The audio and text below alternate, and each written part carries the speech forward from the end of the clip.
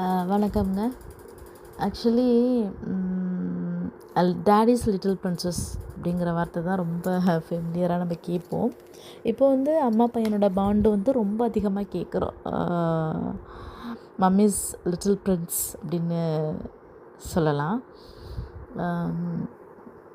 பையனுக்கும் அம்மாவுக்கும் உள்ள ஒரு பாண்டிங் அப்படிங்கிறது வந்து எப்போவுமே சொல்லுவாங்க, அம்மாவுக்கு பையனை தான் பிடிக்கும், அப்பாவுக்கு பொண்ணை தான் பிடிக்கும்னு. அதெல்லாம் எந்த அளவுக்குன்னு எனக்கு தெரியாது. என்னை பொறுத்த வரைக்கும் 2 பேருக்கும் என்ன தான் பிடிக்கும். ஆனால் என் பொண்ணு எப்படின்னா, ஆக்சுவலி முன்னாடியெல்லாம் இருந்திருக்கு. உடம்பு சரியில்லாதப்போ பார்த்துருக்காங்க, அதெல்லாம் நான் பார்த்துருக்கேன்.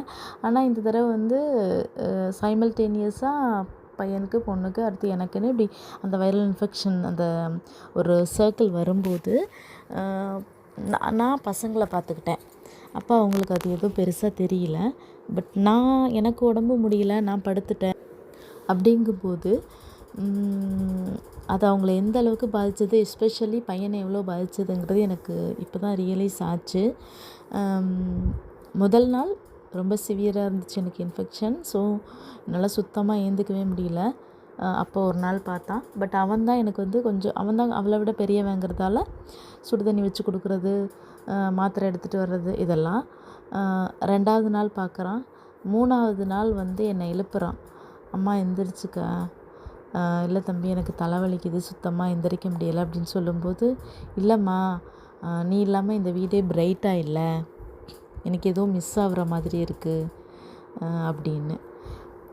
அப்போ தான் எனக்கு ஒரு விஷயம் தெரிஞ்சுது.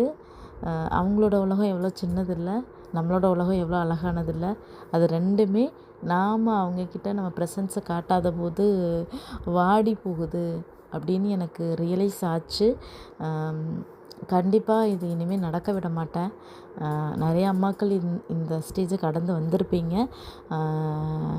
வேணும்னு செய்கிறதில்ல. ஏன்னா நமக்கும் சப்போர்ட்டுக்கு ஆள் இல்லாத பட்சத்தில் அந்த அந்த அந்த இடத்துக்கு நம்ம தள்ளப்படுறோம். என்ன தான் சுற்றி உள்ளவங்க, சொந்தக்காரவங்க, அக்கம் பக்கத்தில் உள்ளவங்க எல்லாம் பார்த்துக்கிட்டாலும் அந்த பசங்களுக்கு அம்மாங்கிறது எவ்வளோ பெரிய ஒரு ப்ளேஸ் அப்படிங்கிறது எனக்கு இப்போ தான் ரியலைஸ் ஆச்சு. அவள் என்கிட்ட வந்துட்டு சொல்லிவிட்டு ஒரு 2 to 3 டைம்ஸ் இதையே வந்து சொன்னான். அம்மா எனக்கு நீ இல்லாமல் பிரைட்டாகவே இல்லை நம்ம வீடு. இந்தாம்மா ஃபோன் பாரு, தலையை வலிக்காது உனக்கு, நீ ஏதாவது ரீல்ஸ் பாரு, ஏதாவது பண்ணு, ஆனால் தயவு செஞ்சு ஏஞ்சி உட்காரேன் அப்படின்னா. நான் கொஞ்சம் ஒரு 2 நாள் சரியானதுக்கப்புறம் இன்றைக்கி கேட்டேன், தம்பி ஏன் அப்படி நீ சொன்ன அப்படின்னு. அதுக்கு அவன் சொன்னான், இல்லைம்மா ரெகுலராக டிவி ஓடிட்டுருக்கும், பாப்பா விளையாண்டுட்ருப்பா, நான் ஏதாவது ட்ராயிங் பண்ணிகிட்ருப்பேன், நீ வந்து ஃபோன் பேசிட்டு கூட்டிகிட்ருப்ப, இல்லைன்னா உதயன் அதை எடு, பாப்பா இதை எடு, தம்பி இதை எடு, இந்த டேபிளை தூக்கி அந்த பக்கம் வைக்கி, எதையாவது ஒன்று சொல்லுவேன். இன்றைக்கி 3 நாளாக அந்த வார்த்தைகள் வந்து என் காதில் விழலை. அது இல்லாமல் நான் கரண்ட் போயிடுச்சோ அப்படின்னு பார்க்குறேன், ஆனால் டிவி ஓடிட்டுருக்கு, நான் ட்ராயிங் பண்ணிகிட்ருக்கேன், பாப்பா விளையாண்டுட்ருக்கா.